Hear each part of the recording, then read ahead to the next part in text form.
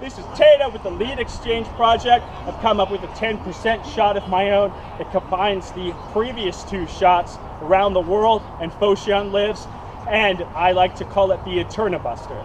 It gets its namesake from the fact that it basically takes forever to throw it. It combines the feints from both Around the World and Foshan Lives. It ends with a flat wrap to the shoulder. This shot is appropriate for someone who is being very defensive and someone who's a little bit more likely to fall for a feint. And typically what happens is, as you throw the two loops required to throw this shot, your opponent will get a little bit overstimulated and basically panic. So that's where the power of this shot comes from, right?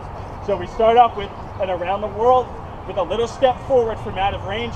Then you realize you'll need to notice that we end back in this set position here, right?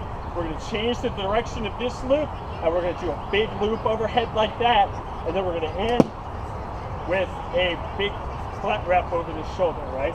So our goal here is to do these loops as fast as possible and keep our eyes on him and make sure he doesn't try to counter us in the middle of it, and then flat wrap over the shoulder after he's overstimulated and panicking from the giant motions that you're making. Step in, Around the World, Foshan Lives, wrap. So here's what that looks like.